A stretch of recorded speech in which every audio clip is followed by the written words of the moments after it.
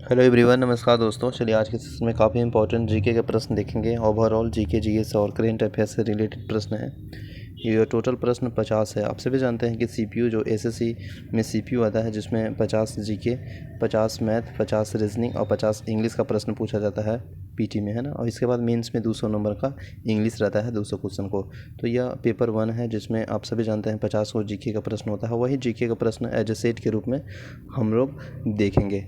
तो चलिए स्टार्ट करते हैं। और ये सभी एग्ज़ाम के लिए इम्पोर्टेंट है, क्योंकि जीके जीएस जिसमें भी पूछा जाता है उसमें पूछा ही जाएगा। तो चलिए स्टार्ट करते हैं विदाउट टाइम वेस्टिंग। पहला प्रश्न है कि निकट दृष्टि दोष, है ना, होने का कारण क्या है। तो आप सभी जानते हैं निकट दृष्टि दोष की अगर हम बात करेंगे कारण, तो नेत्र बल का बढ़ जाना होता है ना। तो नेत्र बल का बढ़ जाना यानी वृद्धि आयु होना। तो ऑप्शन नंबर आपको देखने को मिल रहा होगा ए में। सबसे पहले अगर हम बात करेंगे निकट दृष्टि दोष और दूर दृष्टि दोष, तो ये भी प्रश्न पूछ ही ले जाता है कि अगर आपको निकट दृष्टि दोष है तो इसमें कौन दर्पण का यूज किया जाता है। तो आप सभी जानते हैं अवतल दर्पण का यूज करते हैं निकट के लिए। और दूर के अगर देखा जाए दूर दृष्टि दोष में, तो इसके लिए उत्तल दर्पण का यूज करते हैं ना। उत्तल दर्पण जो कि गाड़ी के साइड मिरर में भी प्रयोग होते हैं, और अवतल दर्पण जो कि आपको दाढ़ी बनाने के लिए सर साइड में, ये सब प्रयोग होता है। प्रश्न पूछा गया है, ठीक है ना। तो इसका राइट आंसर तो ऑप्शन नंबर डी हो जाएगा। लेकिन इसमें कुछ इंपॉर्टेंट हम लोग याद रख सकते हैं। जैसे अगर हम बात करेंगे नेत्र बल का आकार बढ़ने में नेत्र लेंस की मोटाई बढ़ जाती है और फोकस दूरी घट जाती है। जैसे क्या होता है ना कि प्रतिबिंब रेटिना से पहले बन जाता है, तो ये भी इसका कारण है निकट दृष्टि दोष का। और लेंस की मोटाई घटने से फोकस दूरी ऑटोमेटिक बढ़ जाएगा, ठीक है ना। इसके बाद एक इम्पॉर्टेंट लाइन याद रखिएगा कि नेत्र लेंस की मोटाई बढ़ने से तो फोकस दूरी घट जाती है, लेकिन नेत्र लेंस की मोटाई घटने से फोकस दूरी बढ़ जाती है और बढ़ने से घट जाती है, ठीक है ना। और ये दो इम्पोर्टेंट याद हम लोग कर लिए। दूर दृष्टि दोष के लिए किसका उपयोग करेंगे। दूर दृष्टि दोष में क्या होता है ना कि जो आपका दूर की जो वस्तु है स्पष्ट, निकट की जो वस्तु है वो स्पष्ट नहीं दिख पाती है ना, दूर की वस्तु में। और अगर हम बात करेंगे निकट दृष्टि दोष, तो निकट दृष्टि दोष में निकट की वस्तु नहीं दिख पाएगी, दूर की दिख पाएगी। ये सभी आप सभी जानते हैं, है ना। तो ये दो इम्पोर्टेंट याद रखिएगा। निकट दृष्टि दोष के लिए कौन दर्पण का यूज करेंगे, और दूर दृष्टि दोष के लिए किस दर्पण का उपयोग करेंगे। तो दूर वाला में उत्तल और निकट वाला में अवतल लेंस, ठीक है ना। तो इसका ऑप्शन नंबर डी बिल्कुल राइट आंसर है, ठीक है। लेंस की क्षमता क्या होता है, डायोप्टर, ये भी प्रश्न पूछा गया है। नेक्स्ट प्रश्न है ध्वनि के वेग एवं परमताप में संबंध बताइए। तो देखिए ध्वनि के वेग एवं परमताप में संबंध अगर देखेंगे तो ध्वनि की चाल परमताप वर्गमूल के समानुपाती होता है। तो वर्गमूल के समानुपाती यानी ऑप्शन नंबर बी बिल्कुल इसका राइट आंसर हो जाएगा, ठीक है ना। देखिए ध्वनि की चाल पर निर्भर कुछ कारण है जो कि याद रखेंगे। जैसे ध्वनि की चाल में निम्न कारणों पर निर्भर करता है। पहला अगर हम देखेंगे तो पहला करता है तापमान पे, है ना, तापमान पे यानी टेम्परेचर पे। दूसरा निर्भर करता है आर्द्रता पे, ठीक है ना। तीसरा निर्भर करता है आपका दाब पे यानी प्रेशर। और चौथा निर्भर करता है गैसों के अनुभार पे। तो ये सभी इम्पोर्टेंट है जो कि ध्वनि की चाल निम्न कारणों पर निर्भर करती है। ध्वनि के 3 गुण होते हैं और ये प्रश्न इंपॉर्टेंट है। जैसे हम लोग याद कर सकते हैं ध्वनि के जो 3 गुण हैं, जो प्रबलता या तीव्रता, तारत्व और गुणता, है ना। ध्वनि की प्रबलता ऊर्जा पर निर्भर करती है, ध्वनि की तीव्रता आयाम पर निर्भर करती है, और ध्वनि की गुणता आवृत्ति पर निर्भर करती है यानी फ्रीक्वेंसी पे। तो ये सभी इंपॉर्टेंट प्रश्न पूछे जाते हैं। ध्वनि की चाल दाब में स्वतंत्र रहता है। तो इसका राइट आंसर हो जाएगा ऑप्शन नंबर बी, ठीक है ना। Option number B is right answer हो जाएगा। नेक्स्ट प्रश्न है, देखिए ये प्रश्न पूछा जा रहा है कि मिट्टी के घड़े में पानी का ठंडा होना निर्भर करता है। तो ओवरऑल आप सभी जान रहे हैं। बेसिकली अगर हम बात करेंगे मिट्टी के घड़े में पानी का ठंडा होना निम्न पर निर्भर करता है। जैसे बाह्य ताप हो गया, वायुमंडलीय आर्द्रता हो गया, वायु की गति हो गया। तो घड़े से जब जल के जो वाष्पीकरण होता है ना, तो वाष्पीकरण के लिए आवश्यक ऊर्जा जल प्राप्त होता है और जल ठंडा हो जाता है। तो ऑप्शन नंबर इसका बिल्कुल डी राइट आंसर हो जाएगा, ठीक है ना। डी जो बिल्कुल राइट आंसर हो जाएगा। इसके बाद अगर ऊर्ध्वपालन होता है निम्न पदार्थ में, जैसे आप सभी जानते हैं ठोस, शुष्क, बर्फ में, कपूर में, है ना, नेपथिलीन में, ये सभी में आपका होता है ऊर्ध्वपालन, ठीक है। नेक्स्ट प्रश्न है, और ये प्रश्न है कि किस पदार्थ की मात्रा में मौलिक इकाई यानी फंडामेंटल यूनिट क्या है। तो किसी भी पदार्थ की अगर हम बात करेंगे तो किसी पदार्थ के जो मौलिक इकाई होता है ना, मोल होता है। मोल जो कि ऑप्शन नंबर आपको ए में देखने को मिलेगा। और 1 मोल बराबर ये प्रश्न पूछा गया है कितना होता है बताइए, 6.022 गुने 10⁻23 अणु होता है ना।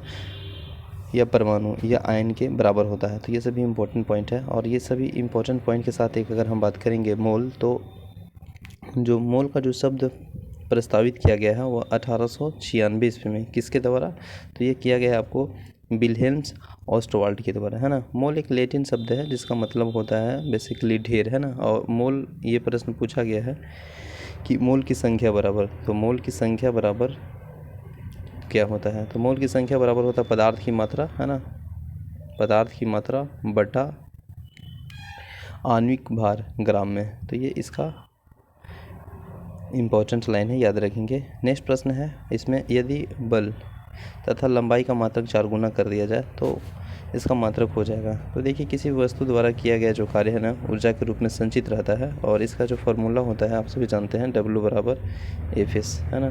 तो बल की लंबाई अगर 4 गुना कर देंगे ना, तो उसका जो 4 गुना, अगर यहाँ प्रश्न पूछा 4 गुना कर दिया तो ऊर्जा क्या होगा, तो 16 गुना हो जाएगा, है ना। 4 गुना करेंगे तो 16 गुना हो जाएगा, यानी ऑप्शन नंबर आपको देखने को मिलेगा ए, ठीक है ना। तो ये राइट आंसर है। नेक्स्ट है प्रश्न नंबर, कॉपर, जिंक और टिन का मिश्रण है। तो कॉपर, जिंक और टिन का मिश्रण कौन है, ये प्रश्न पूछा जा रहा है। तो वह गन मेटल है, गन मेटल, जो कि ऑप्शन नंबर बी है।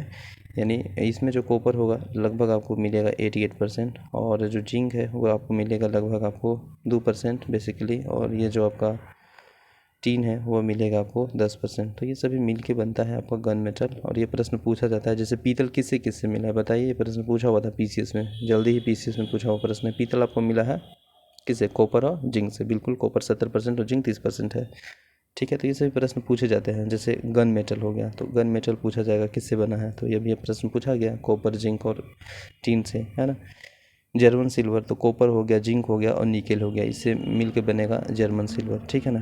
तो चलिए, इसका राइट आंसर आप जान गए, ऑप्शन नंबर क्या हो जाएगा, बी, ठीक है ना। नेक्स्ट प्रश्न है, सम न्यूट्रॉनिक पूछा जा रहा है। तो सम न्यूट्रॉनिक, इसका क्या हो जाएगा, 76 और जीई और 32, है ना। तो इसका जो सम न्यूट्रॉनिक हो जाएगा वो आपका क्या होगा, ये प्रश्न है। इसका राइट आंसर बी हो जाएगा, ठीक है ना, बी। नेक्स्ट प्रश्न है, सोडियम में कोर इलेक्ट्रॉन की संख्या। तो सोडियम में कोर इलेक्ट्रॉन की संख्या क्या होगा, तो आप सभी जानते हैं सोडियम में कोर इलेक्ट्रॉन की संख्या 10 है तथा बाह्य इलेक्ट्रॉन की संख्या 1 है। तो Na सोडियम 11 होता है ना, Na सोडियम 11 होता है, तो 281 हो जाएगा ना। तो इसका राइट क्या होगा बताइए, इसका right answer option number C होगा। नेक्स्ट है 59 है, और इस प्रश्न का क्या उत्तर होगा कि उस विटामिन का नाम बताइए जिसमें कमी के कारण अत्यधिक खून बहने लगता है। तो अगर हम देखेंगे विटामिन के की कमी के अत्यधिक खून बहने लगता है, तो विटामिन के, इसका बिल्कुल राइट आंसर हो जाएगा ऑप्शन नंबर सी, है ना। सबसे पहले ये जानेंगे विटामिन के का रासायनिक नाम, प्रश्न पूछा है तो फिलोक्विलिन होता है ना। और यह रक्त के स्रावी को रोधी को विटामिन है, और ये यकृत के प्रोथोबिन के निर्माण के लिए आवश्यक है ना। तो option number C right answer हो जाएगा। विटामिन ए की खोज किसने किया, विटामिन बी की खोज किसने किया बताइए, मॉक्यूलन किया है। विटामिन का खोज फंक ने किया, बिल्कुल सही है। अच्छा, विटामिन ए का कभी कभी प्रश्न आपको देखने को मिलेगा कि इसका अनुसूत्र क्या है। तो विटामिन ए का अनुसूत्र याद रखिएगा, काफ़ी इंपॉर्टेंट है, C20, है ना, C20, S29, S29 और फिर OH। तो ये आपका याद है, अनुसूत्र है विटामिन ए का, है ना। नेक्स्ट प्रश्न है 59 के बाद हम लोग देखेंगे 60 प्रश्न है, निम्न जानवरों में से किसकी अपेक्षाकृत अधिक लंबी आंत है। तो सबसे अधिक लंबी आंत की अगर हम बात करेंगे तो आपको देखने को मिलेगा खरगोश में, option number D right answer हो जाएगा। मनुष्य की आंत आहार नाल का सबसे लंबा भाग है, लेकिन ये पूछ रहा था कि जानवरों की अपेक्षाकृत सबसे लंबी आंत किसका है, तो खरगोश का है, तो option number D right answer हो जाएगा, ठीक है ना, ऑप्शन नंबर डी। नेक्स्ट प्रश्न है, निम्नलिखित में से कौन सा एक सरल स्थायी ऊतक नहीं है। तो सरल स्थायी ऊतक नहीं है वह है आपका xylem, option number B right answer हो जाएगा। जाइलम एक जटिल ऊतक है, और 2 या 2 से अधिक प्रकार के कोशिकाओं से बने ऊतक जटिल स्थायी ऊतक कहलाते हैं। तो ऑप्शन नंबर बी बिल्कुल राइट आंसर इस प्रश्न का हो जाएगा, ठीक है ना। नेक्स्ट प्रश्न है, अधिकांश सरीसृप में एक खाली स्थान होता है।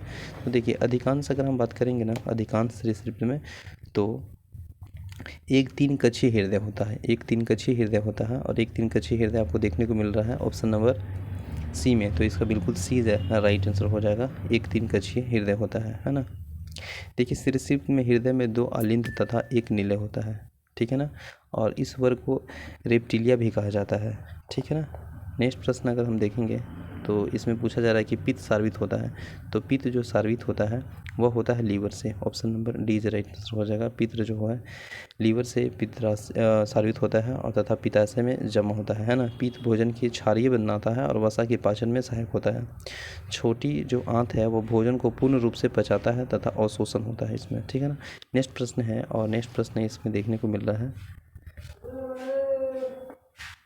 तो इसका राइट आंसर क्या हो जाएगा? इसका राइट आंसर हो जाएगा ऑप्शन नंबर डी। नेक्स्ट है 64 नंबर प्रश्न है, और इसमें पूछा जा रहा है निम्नलिखित में से किस में वास्तविक केंद्रक नहीं हो पाया जाता है। तो वास्तविक केंद्रक नहीं पाया जाता है वो आपको बैक्टीरिया यानी इन द सेंस जीवाणु। तो option number D right answer हो जाएगा, ठीक है ना, ऑप्शन नंबर डी। नेक्स्ट प्रश्न है मस्तिष्क में कौन सा हिस्सा सांस लेने के लिए नियंत्रित करता है। तो देखिए मेडुलम ऑब्लोंगेटा मस्तिष्क का वो हिस्सा है जिसमें सांस लेने को नियंत्रित करता है। मेडुलम ऑब्लोंगेटा अनेक तंत्रिका का तंत्र भी कहा जाता है, और जो मेडुला अनैच्छिक क्रियाओं का केंद्र कहा जाता है। तो मेडुलम ऑब्लोंगेटा ऑप्शन नंबर आपको सी बिल्कुल राइट आंसर हो जाएगा, ठीक है ना। नेक्स्ट प्रश्न है 66 निम्नलिखित में से पादप जीवित जीवाश्म है, तो ये कौन है? तो ये है आपका साइकस को जीवित जीवाश्म यानी लिविंग फोलिसिस कहा जाता है। तो ऑप्शन नंबर जो है आपका बी इज राइट आंसर हो जाएगा, ठीक है ना, साइकस। नेक्स्ट है वह कौन सा पहला भारतीय राजा था जिसने मोहम्मद गोरी को हराया था।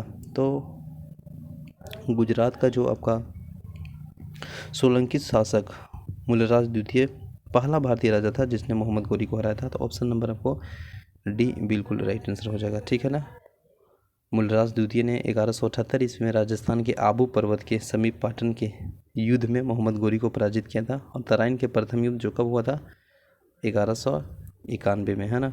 तराइन के जो प्रथम युद्ध हुआ था 1191 में, वह पृथ्वीराज चौहान तृतीय ने मोहम्मद गोरी को पराजित किया था, और यह भारत के मोहम्मद गोरी को दूसरी पराजित थी। तराइन का द्वितीय युद्ध जो हुआ था 1192 में, 1 साल बाद।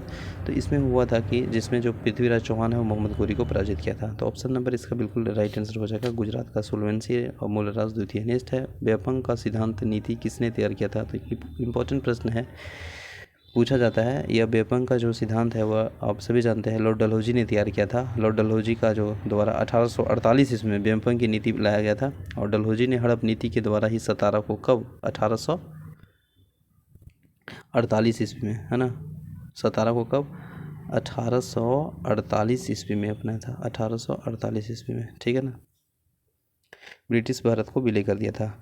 और डलहौजी ने 1849 ईस्वी को जैतपुर जो कि बुंदेलखंड और संबलपुर हड़प नीति के शिकार बनाया था। हड़प नीति के तहत 1850 ईस्वी में बघाट जो कि हिमाचल प्रदेश में है, और 1852 में उदयपुर जो कि मध्य प्रदेश में है, 1853 में झांसी जो कि यूपी में है, और 1854 में नागपुर जो कि करौली है ना, जो कि 1855 में हड़प नीति के द्वारा ब्रिटिश भारत को विलय कर दिया गया था। लॉर्ड डलहौजी ने 1856 में कुशासन के आधार पर अवध को ब्रिटिश भारत में मिला दिया गया, और 29 मार्च 1849 को डलहौजी ने पंजाब के ब्रिटिश शासन भारत के विलय कर दिया था। डलहौजी के व्यापक नीति के द्वारा गोद लेने की प्रथा को समाप्त कर दिया। जिस राज्य के उत्तराधिकारी नहीं था ऐसे राज्यों के ब्रिटिश भारत का विलय कर दिया गया था, ठीक है ना। इसका राइट आंसर हो जाएगा बिल्कुल option number C, Lord Dalhousie. Next है किस पाल राजा ने बौद्धों के लिए प्रसिद्ध विक्रमशिला विश्वविद्यालय की स्थापना की। तो यह किया है पाल वंश। अगर हम बात करेंगे पाल राजा, जो कि पाल राजा आपको देखने को मिलेगा धर्मपाल के बौद्धों के लिए प्रसिद्ध विक्रमशिला विश्वविद्यालय की स्थापना की थी, और इन्होंने भागलपुर विश्वविद्यालय की जो विक्रमशिला विश्वविद्यालय की स्थापना की थी तथा नालंदा विश्वविद्यालय को आर्थिक सहयोग दिए थे। इनके दरबार में हरिभद्र जैसे विद्वान रहते थे। विक्रमशिला विश्वविद्यालय बौद्ध धर्म के ब्रजयान शाखा के प्रमुख केंद्र था, और नालंदा विश्वविद्यालय की स्थापना कुमार पाल प्रथम ने किया था, है ना। तो पाल वंश के जो शासक हैं देवपाल ने मुंगेर की राजधानी भी बनाया था, ये भी इंपॉर्टेंट है। और एक इंपॉर्टेंट लाइन, पाल वंश का जो अंतिम, अगर हम बात करेंगे पाल वंश के शासक जो बौद्ध धर्म के संरक्षण देने वाला भारत का अंतिम शासक था, तो इसका आंसर हो जाएगा ऑप्शन नंबर डी धर्मपाल, ठीक है ना। नेक्स्ट प्रश्न है इलाहाबाद की संधि किसने निष्पादित किया था। तो इलाहाबाद की संधि किसने निष्पादित किया गया था। तो इसमें राइट आंसर हो जाएगा रॉबर्ट क्लाइव, सिराजुद्दौला और शाह आलम ने निष्पादित किया था। ऑप्शन नंबर ए इसका बिल्कुल राइट आंसर हो जाएगा, ऑप्शन नंबर ए, ठीक है। इसके बाद नेक्स्ट प्रश्न देखेंगे, और नेक्स्ट प्रश्न है कि भारत की पश्चिम शिक्षा और अंग्रेजी भाषा शुरू करने का वकालत किसने दी थी? तो आप सभी जानते हैं भारत में पश्चिम शिक्षा और अंग्रेजी भाषा शुरुआत करने की जो वकालत है वो राजा राम मोहन राय को हो जाता है। तो option number B right answer हो जाएगा, राजा राम मोहन राय। राजा राम मोहन राय के प्रयास से ही लॉर्ड विलियम बेंटिक के द्वारा ही लॉर्ड मेकाले की सिफारिश पर अंग्रेजी का राजभाषा बनाया गया था और 7 मार्च 1835 ईस्वी को लॉर्ड विलियम बेंटिक ने फारसी के स्थान पर अंग्रेजी को राजभाषा घोषित किया था। किसके स्थान पे? तो यह फारसी के स्थान पे, ठीक है ना, तो ये याद रखिएगा। और भारत में अंग्रेजी शिक्षा के जनक लॉर्ड मेकाले को माना जाता है, प्रश्न पूछा जाता है। और लॉर्ड ऑकलैंड ने अंग्रेजी भाषा सरकारी कंपनी नौकरी के लिए अनिवार्य रूप से लागू किया था। अंग्रेजी शिक्षा लागू करने का उद्देश्य पर्पस देखा जाए तो क्लर्क तैयार करना था, है ना। तो ऑप्शन नंबर इसका बिल्कुल राइट आंसर हो जाएगा, राजा राम मोहन राय। नेक्स्ट है भारत के दक्षिणतम बिंदु कौन है? तो भारत का दक्षिणतम बिंदु कौन है, इसमें देखिए बिल्कुल आसान प्रश्न है, आप सभी जानते हैं। भारत के दक्षिणतम बिंदु अगर देखेगा तो इंदिरा पॉइंट है, इंदिरा पॉइंट जो कि ऑप्शन नंबर आपको डी में देखने को मिल रहा है। और अगर हम बात करेंगे इंदिरा पॉइंट जो कि बृहद निकोबार द्वीप में स्थित है और इसका पुराना नाम पिगमेलियन पॉइंट था, है ना। और ये भूमध्य रेखा से देखिएगा इसका दूरी डिस्टेंस तो आपको मिलेगा लगभग 876 किलोमीटर की दूरी पे है। भारत के सबसे उत्तरी बिंदु अगर पूछा जाए, उत्तरी बिंदु, तो इसका क्या हो जाएगा, जो कि जम्मू कश्मीर में है, इंद्रकोल, है ना। दक्षिणतम बिंदु देख लिए।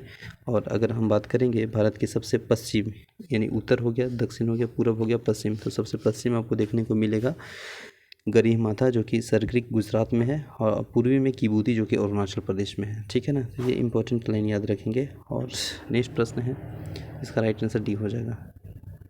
नेक्स्ट प्रश्न है, अजंता की गुफा कहाँ स्थित है? तो आप सभी जानते हैं अजंता की गुफा कहाँ पे स्थित है, बताइए। महाराष्ट्र में स्थित है। तो ऑप्शन नंबर क्या हो जाएगा, सी, इसका बिल्कुल राइट आंसर हो जाएगा, महाराष्ट्र में स्थित है। कभी कभी प्रश्न पूछा जाता है कि बाघ की गुफा कहाँ है, तो मध्य प्रदेश में होगा, ठीक ना। एलोरा की गुफा कहाँ है, महाराष्ट्र में है ना। बोरा गुफा कहाँ, आंध्र प्रदेश में है। भीमबेटका कहाँ है, तो रायसेन मध्य प्रदेश में स्थित है। एलिफेंट की गुफा कहाँ है, तो मुंबई में है। बादामी गुफा कहाँ है, कर्नाटक में। तो सभी इंपॉर्टेंट याद रखिएगा। निम्न में से कौन सा महादेश गोंडवाना लैंड का भाग नहीं है? तो देखिए उत्तरी अमेरिका महाद्वीप है ना, वो गोंडवाना लैंड का भाग नहीं है। तो ऑप्शन नंबर इसका होगा उत्तरी अमेरिका, जो कि ऑप्शन नंबर आपको डी में दिया है, ठीक है ना। देखिए अगर बात करेंगे, उत्तरी अमेरिका विश्व का तीसरा सबसे बड़ा महाद्वीप है और उत्तरी अमेरिका को नई दुनिया की संज्ञा भी दिया गया है ना। तो इस महाद्वीप के दक्षिण भाग में अनेक द्वीप स्थित है, जैसे आपको देखने को मिलेगा पश्चिम द्वीप समूह में वेस्टरीज के नाम से भी जाना जाता है। और गोंडवाना लैंड के विभाजन के फलस्वरूप दक्षिण अमेरिका, अफ्रीका, प्रायद्वीपीय भारत, मेडागास्कर तथा ऑस्ट्रेलिया का निर्माण हुआ था। बेनगर के अनुसार बताया जाता है कि कॉपर कार्बोनिफेरस युग में पृथ्वी के सभी स्थल खंड आपस से जुड़े थे और इस बृहत महाद्वीप को इन्होंने पेंजिया नाम दिया था। और इस चारों ओर से बृहत महासागर का विस्तार था, जिसे पेंथलासा कहा जाता था। तो ये इंपॉर्टेंट कुछ लाइन है रिलेटेड इससे, तो इसका बिल्कुल राइट आंसर हो जाएगा। इसमें महादेश में गोंडवाना लैंड का भाग नहीं है, तो उत्तरी अमेरिका हो जाएगा, बाकी ये सभी आंसर सही है। नेक्स्ट प्रश्न है 75 और इसमें पूछा जा रहा है कि भूमि पर स्थित विश्व का सबसे ऊंचा जलप्रपात कौन है? तो ये विश्व का सबसे ऊंचा जलप्रपात जो कि वेनेजुएला में है ना। और यह जलप्रपात आपको मिलेगा करोनी नदी के तट पे। और ये कौन है? तो आपका हो जाएगा एंजल जलप्रपात। कितना मीटर है? तो यह 979 मीटर है, ठीक है, याद रखिएगा। कहाँ पे मिलेगा? वेनेजुएला में स्थित है। नेक्स्ट है, मोदेरा स्थित सूर्य मंदिर का निर्माण किस राजवंश ने कराया था? तो यह कराया था आपका चालुक्य राजवंश। Option number D right answer हो जाएगा, option number D right answer हो जाएगा। नेक्स्ट प्रश्न है, तो इसका हो जाएगा क्या चाहिए, डी। इसके बाद इंपॉर्टेंट प्रश्न याद है आपको कि भारतीय संविधान की प्रस्तावना उद्देशिका को भारत की संप्रभुत्व लोकतांत्रिक गणराज्य की जन्म कुंडली किसने कहा है? तो आप सभी जानते हैं जन्म कुंडली जो कहा गया है वो किसके द्वारा कहा गया है? तो ये जो कहा गया है वो आपको के.एम. मुंशी के द्वारा कहा गया। Option number A is right answer हो जाएगा, ठीक है ना। उद्देशिका जो कि प्रस्तावना संविधान सभा में 13 दिसंबर 1946 को पंडित जवाहरलाल नेहरू ने प्रस्तुत की थी और संविधान सभा द्वारा 22 जनवरी 1947 को उद्देशिका प्रस्ताव को एक्सेप्ट कर लिया गया था, इन्हें स्वीकार कर लिया गया था। प्रस्तावना संविधान का दर्शन, सार तत्व बोल सकते हैं, आत्मा, है ना, हृदय, ये सभी हैं। तो A.N. पालिकर वाला ने प्रस्तावना को संविधान का परिचय पत्र कहा। तो प्रश्न कभी पूछेगा, जिस तरह से ये जन्म कुंडली कहें प्रस्तावना को, विभिन्न पर्सनालिटी विभिन्न नामों से इसको कथन के रूप में, स्टेटमेंट के रूप में कहे गए हैं। जैसे कुंजी, रक्त और आत्मा कहा गया है पंडित ठाकुर दास के द्वारा, है ना। और की नोट्स कहा गया है अर्नेस्ट बर्गन के द्वारा।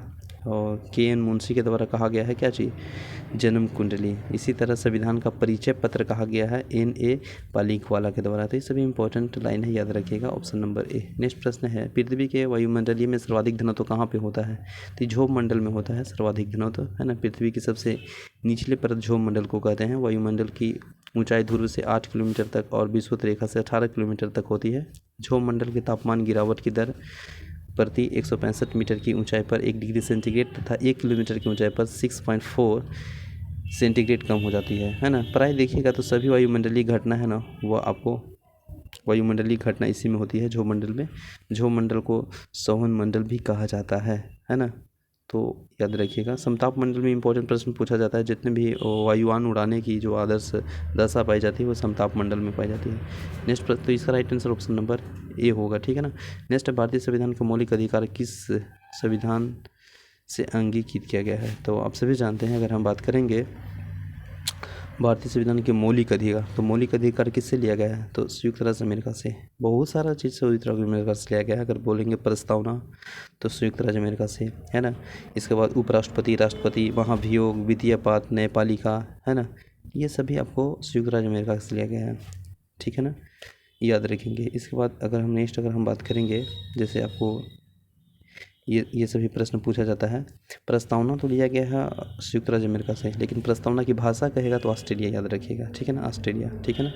मौलिक कर्तव्य पूछेगा तो रूस हो जाएगा। संविधान संशोधन जो कि 368 के तहत होता है, राजभाषा, सदस्यों के निर्वाचन, ये सभी जो लिया गया दक्षिण अफ्रीका से लिया गया है, ठीक है ना।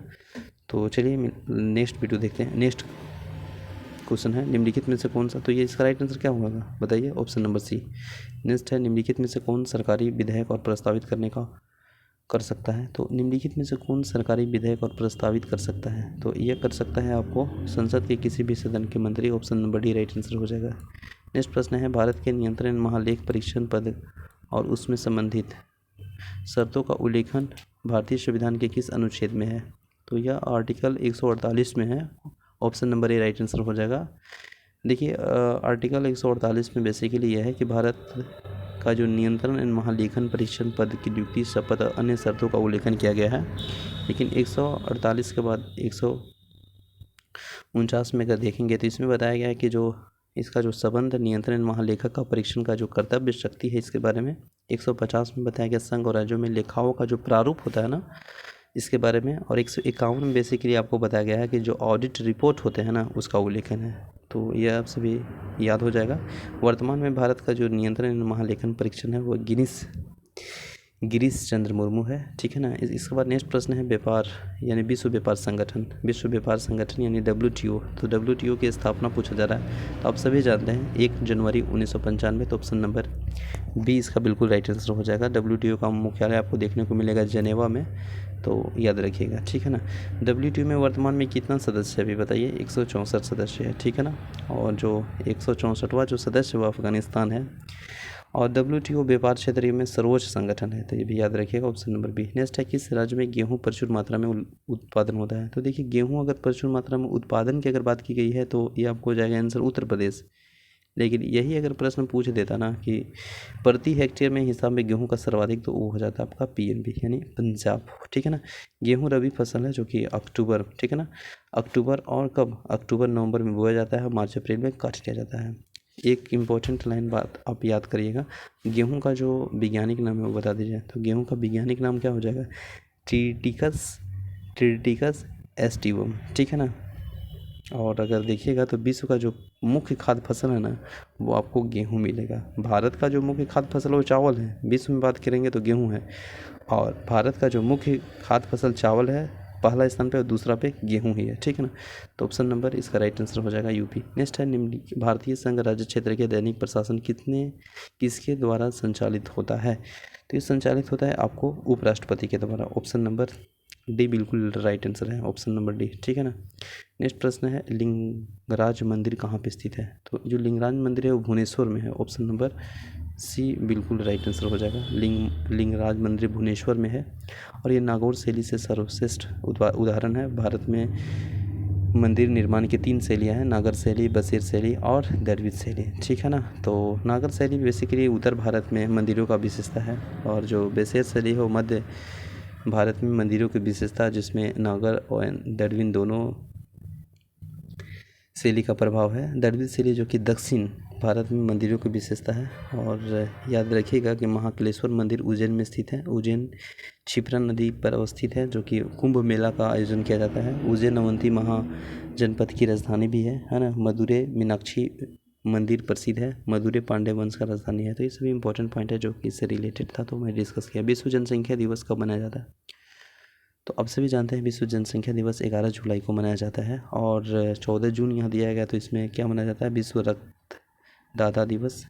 विश्व जनसंख्या दिवस अगर मनाने की घोषणा की गई है ना, तो 11 जुलाई, साथ ही साथ 1987 को, तो 11 जुलाई 1987 से मनाया जाता है, घोषणा किया गया था। ठीक है ना। 14 जून को क्या मनाया जाता है? विश्व रक्तदाता दिवस। ठीक है, तो ये इंपॉर्टेंट है। 15 जुलाई को पूछेगा तो विश्व युवा कौशल दिवस मनाया जाता है।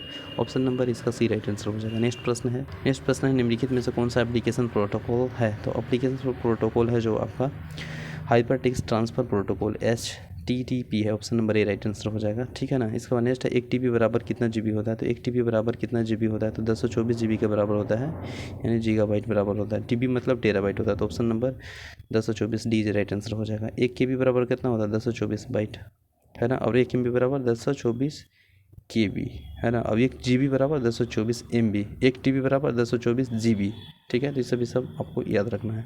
नेक्स्ट है प्रशुल्क और व्यापार पर सामान्य समझौता जो हुआ था, the general agreement of traffic and trade, किस वर्ष अस्तित्व में आया? तो ये किस वर्ष अस्तित्व में आया है? तो ये जो अस्तित्व में आया है वो आपको आया है 1948 में। Option number D is right answer हो जाएगा। ठीक है ना, 1948 में आया है डी। ठीक है, और ये जो है आपका द जनरल, यानी जी इसको हम बोल सकते हैं शॉर्ट में GADD। ये प्रश्न पूछा गया गेट की स्थापना कब हुआ? तो 1 जनवरी 1948 में, है ना। तो 1 जनवरी 1948 option number D right answer हो जाएगा। ठीक है ना। और नेक्स्ट प्रश्न है यह मिलाना है खनन और खनिज। तो इसमें अगर देखा जाए जो कि आपको, तो जो गुरु में ही ईशानी है ना, वो आपको लोयस के लिए प्रसिद्ध है। तो ऑप्शन नंबर ये आपको मिलेगा कहाँ पे? ये मिलेगा उड़ीसा में, ये भी उड़ीसा में, ये झारखंड में। और जावर आपको मिल जाएगा कहाँ पे? ये मिल जाएगा आपको राजस्थान में।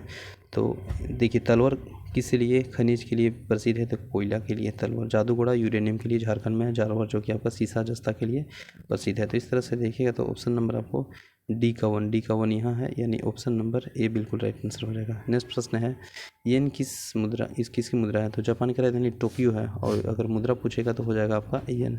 जापान की राजधानी जो आपका येन है, नहीं, जापान की राजधानी टोक्यो कौन सा द्वीप पे स्थित है? तो होन्शु द्वीप पे प्रश्न पूछा जाता है। निम्नलिखित में से अल्पसंख्यकों का प्रतिनिधि प्रदान करने का सबसे अच्छी पद्धति कौन है? तो सबसे अच्छी पद्धति की अगर बातेंगे तो है हेयर प्रणाली अल्पसंख्यक प्रतिनिधि एक प्रमुख विधि है। ऑप्शन नंबर आपको देखने को मिलेगा ऑप्शन नंबर ए में। तो ए इसका बिल्कुल राइट आंसर हो जाएगा। ठीक है ना।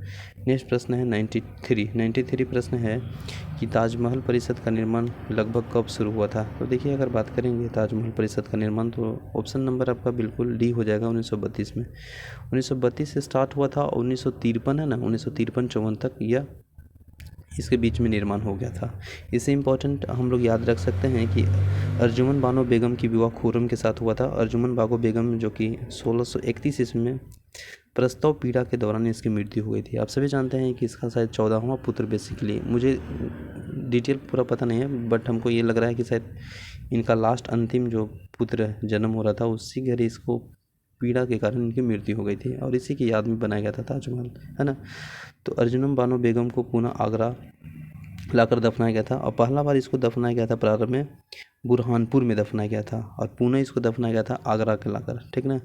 और मुमताज़ महल की उपाधि शाहजहाँ द्वारा अर्जुमन बानो बेगम को दिया गया था। ताजमहल का निर्माण जो कि देख लिया 1932 से 1953-54 तक चला था। और इसका जो मकबरा का जो मुख्य वस्तुकार है, एक मुख्य वस्तुकार पूछा जाता है, एक मुख्य जो कारीगर पूछा जाता है, तो दोनों याद कीजिएगा। अगर मुख्य इसका वस्तुकार अगर पूछेगा तो हमीद लाहौरी हो जाएगा, हमीद लाहौरी, है ना, हमीद लाहौरी। और मुख्य इसका अगर कारीगर पूछा जाएगा, जिसका शायद सुना जाता है कि हाथ कटवा दिया गया था ताकि वो फिर बना नहीं सकता है ना, तो वो अगर पूछेगा मुख्य कारीगर ताजमहल का तो उस्ताद ईसा था, ईसा खां था, ठीक है। इसका right answer option number D होगा। नेक्स्ट है दक्षिण भारत के मैनचेस्टर निम्न में से किस शहर को कहा जाता है? तो दक्षिण भारत के मैनचेस्टर आपको कहा जाता है कोयम्बटूर को, है ना। कोयम्बटूर शहर जो कि तमिलनाडु में स्थित है और दक्षिण भारत का मैनचेस्टर कहा जाता है। कानपुर शहर उत्तर भारत का मैनचेस्टर हो जाएगा, ठीक है ना। और पूरब का मैनचेस्टर आपको कहा जाएगा, पूरब का जो बोस्टन कहा जाता है वो अहमदाबाद को कहा जाता है, ठीक है ना। अहमदाबाद को ही भारत का मैनचेस्टर भी कहा जाता है। मुंबई भारत का कोटनोपोलिस कहा जाता है। तो ये सभी इंपॉर्टेंट याद रखिएगा। पूर्व का मैनचेस्टर ओस्का को कहा जाता है। तो ऑप्शन नंबर इसका option number A right answer हो जाएगा, ठीक है ना, कोयम्बटूर। नेक्स्ट है विश्व वन्यजीव दिवस कब मनाया जाता है? तो विश्व वन्यजीव दिवस कब मनाया जाता है? तो इसका राइट आंसर हो जाएगा ऑप्शन नंबर 3 मार्च, है ना, विश्व वन्यजीव दिवस मनाया जाता है। इसके बाद नेक्स्ट अगर बात करेंगे DRDO ने कहाँ पे सॉलिड फ्यूल इंडेक्स रेजिस्टेंट तकनीक का सफल परीक्षण किया था? तो ये कहाँ पे किया था? तो यह किया है आपको चांदीपुर में, ऑप्शन नंबर सी, ठीक है। नेक्स्ट प्रश्न है, और यह निम्नलिखित में से किसने विश्व स्वास्थ्य संगठन के दुनिया का पहला मलेरिया वैक्सीन विकसित किया? तो यह किया है आपका गैलेक्सी मैथिक्यूलाइन, option number B right answer हो जाएगा, ठीक है। इसके बाद नेक्स्ट प्रश्न है और लास्ट का 3 प्रश्न है, इनमें से कौन सा महारत्न का दर्जा प्राप्त कंपनी नहीं है? तो MTNL है, जो कि ऑप्शन नंबर आपको ए राइट आंसर हो जाएगा। प्रधानमंत्री उज्ज्वल योजना का शुभारंभ कब हुआ था? तो 1 मई 2016 में हुआ था। तो डी राइट आंसर हो जाएगा। नेक्स्ट प्रश्न है 100 और ये लास्ट प्रश्न है कि IPL के फ्रेंच IG टीम लखनऊ का मुख्य कोच कौन था? तो इसका मुख्य कोच कौन था? तो वह है आपका Andy Flower, option number B right answer हो जाएगा। तो ओवरऑल हम लोग 50 प्रश्न को देखें, काफ़ी इंपॉर्टेंट प्रश्न था और यह सेट है जो CPU के एग्ज़ाम के लिए। तो thank you so much, take care, bye bye, जय हिंद।